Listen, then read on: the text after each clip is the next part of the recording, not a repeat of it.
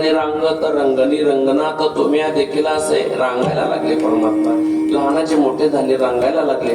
आणि रांगत असताना त्या त्या काळामध्ये काय काय लिहिलं केलं. कपट्या माबळ बटा दिले पिढेदान. माबळ नावाचा दैत्य मारण्यासाठी आला, त्याची फटफजिती केली देवाने. तुम्हाला सर्वांना माहित आहे. हाची अनुवाद सदा सर्व काळ सदा तुम्ही ऐकलेलं आहे. पुतना कंठक मुक्त केली. पुतनाबाई देवाला मारण्यासाठी आल्या. हलाहल नावाचा विष आपल्या स्तनामध्ये भरून आल्या.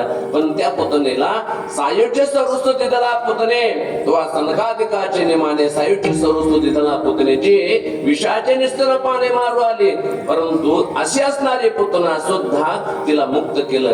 लवकर मारली पाहिजे, वेळ कमी होता, त्याच्यामुळे पुतना मावशी लवकर संपवली. पुतना मावशी संपवली. त्यानंतर कपट्या माबळ बटा दिले पिढेदान. सोशिली पुतना विषय बाजिताचे स्तन.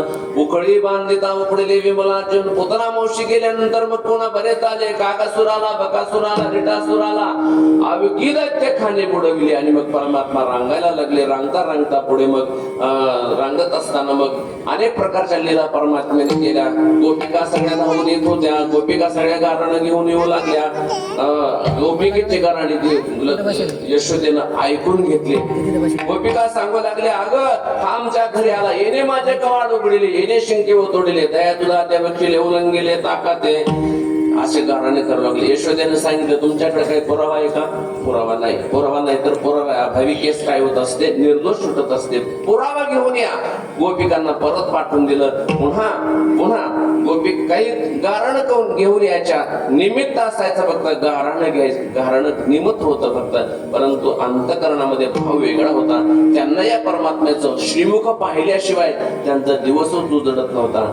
दिवस उजडला की त्या देवा यशोदेच्या घरी यायच्या, काहीतरी निमित्त करून यायच्या आणि देवाला पाहण्यासाठी फक्त यायच्या. असा त्यांना काय लागला होता. तुका म्हणे छंदे येणे मोहिले गोविंदे. त्यानं मोहित केलं त्या गोपिकांना. मग हळूहळू परमात्मा लहानाचा थोडासा मोठा झाला.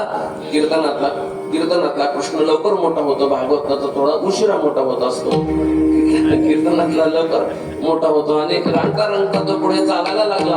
आणि चालायला लागल्यानंतर लहान मुलांना चिमटे घेऊ लागला, अनेक खोड्या करू लागला. आणि मग सगळ्या गोपिका येऊन पुन्हा गारण करू लागल्या. यशोदे हा बघ, हा आमच्याकडे. यशोदेनं सांगितलं, माझं लेकरू असं खोड्या करण्यासारखं नाही. परवा आला आमच्या घरात, तिने सांगितलं, असे काही गाणे करू नका. माझं लेकरू तसं नाही. माझं लेकरू कसं आहे, बाळ सगुण गुणाचे